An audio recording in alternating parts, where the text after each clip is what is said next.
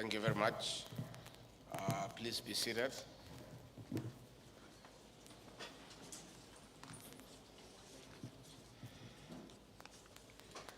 The Principal Secretary for Crop Development, Dr. Paul Rono, the ESK National Chairperson, Annabel Kirinya, the Nairobi ESK Chairman, Joseph Mogo, the ESK CEO, distinguished farmers and exhibitors. It is with great pleasure that I address farmers, traders, and agro-based innovators today at the opening of this year's Nairobi Trade Fair on behalf of His Excellency, President William Ruto. The Trade Fair is a platform for our farmers to sample innovations as they seek to improve productivity. It is also a moment of learning and borrowing best practices from fellow farmers as well as experts in crop and animal husbandry. This is important, especially now that the agricultural sector is under threat from climate change, which is diminishing returns. It is also time that we are seeking to put more money into the pocket of the farmer as we transition from subsistence to profitable agripreneurship.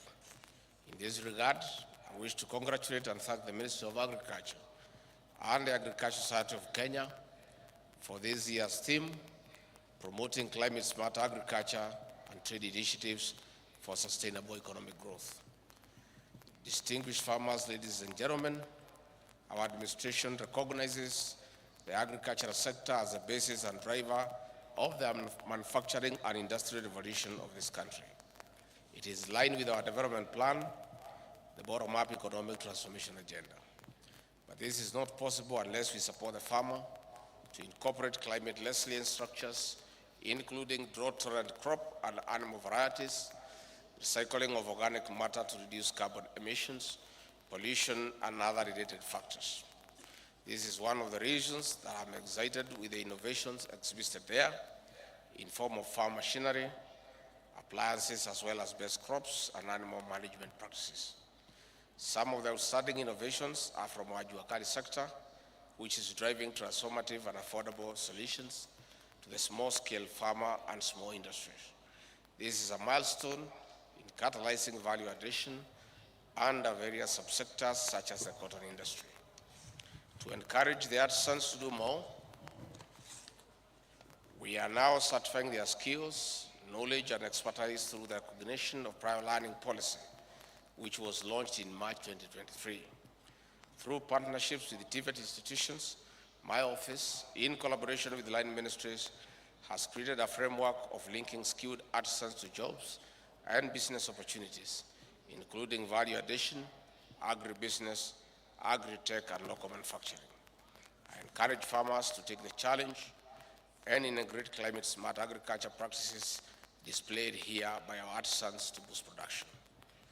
Distinguished farmers and exhibitors, in the face of adverse climate, we are supporting our farmer for better returns through the agriculture sector reforms. The recently announced 2024 tea bonus for small-scale farmers has significantly increased, but some farmers earn much less due to high cost of production, low quality tea, and financial management challenges, which require urgent action from the Kenya Tea Development Agency. My office, in collaboration with the Ministry of Agriculture, Tea Board of Kenya, and other key agencies, are working on administrative and operational reforms for maximum benefit of tea farmers.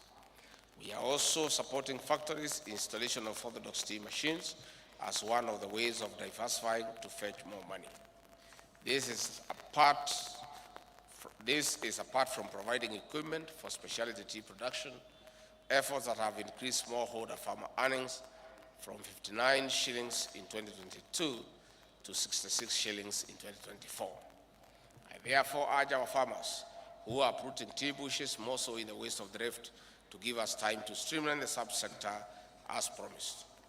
Distinguished farmers, ladies and gentlemen, on the coffee subsector, the reforms of the Nairobi Coffee Exchange are bearing fruit, with 47 auctions conducted since reopening in August 2023 to date.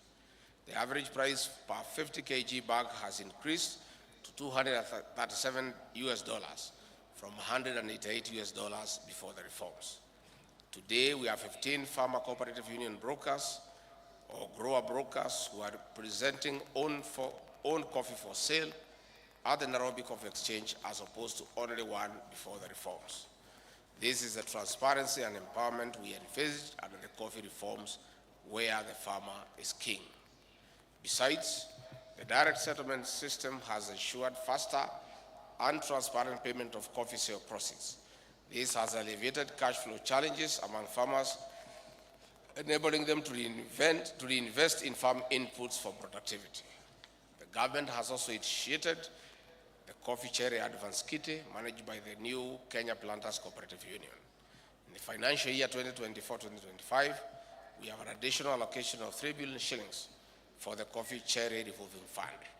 In expanding and sustaining our coffee export markets, we have leveraged commercial diplomacy through our foreign missions. As regards the European Union deforestation regulations, my office is coordinating a high-level interministerial committee for compliance before December 30, 2024. I wish to assure our farmers that we will comply.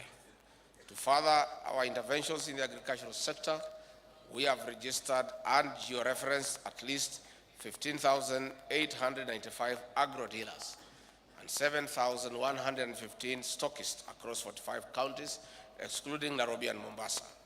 This will ensure close monitoring of distribution of quality farm inputs.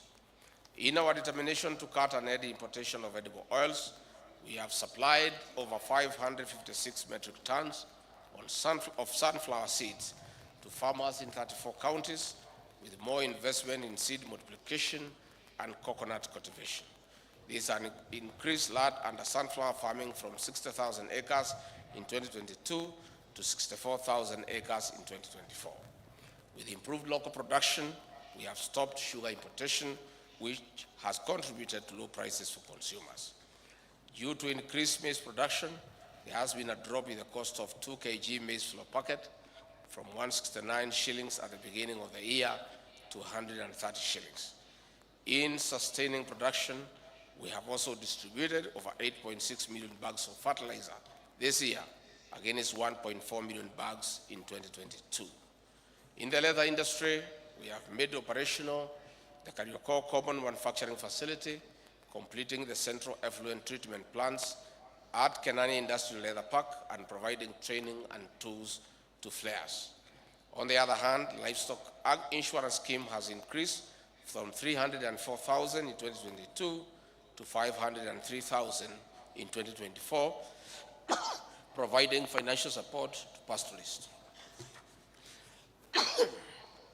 Under the dairy and meat value chains, the government has raised guaranteed minimum price per litre of milk by 35% from 37 shillings in 2022 to 50 shillings per litre in 2024.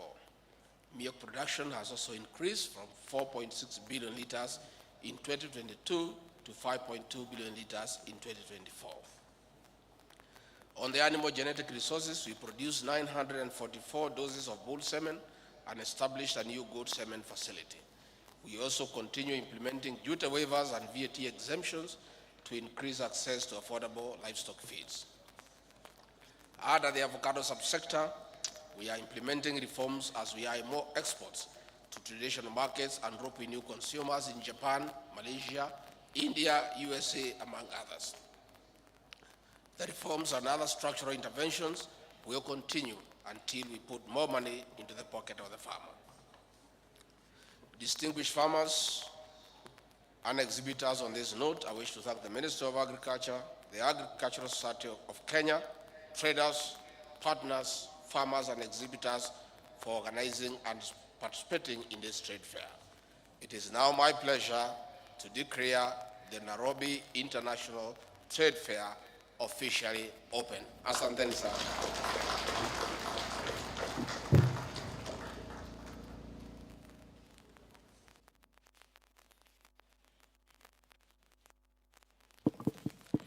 Thank you so much. Let's appreciate His Excellency, the Deputy President.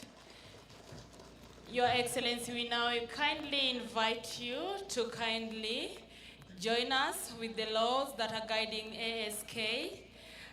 The Organization or Agricultural Society of Kenya is kindly inviting you, Your Excellency, to award winners of various categories.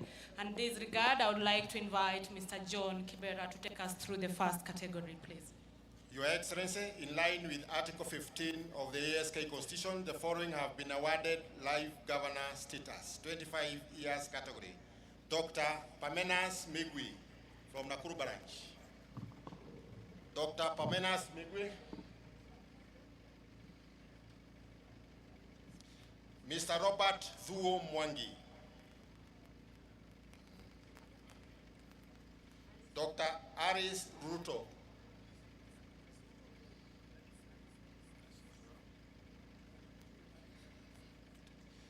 Benson P.A. Nyawanda.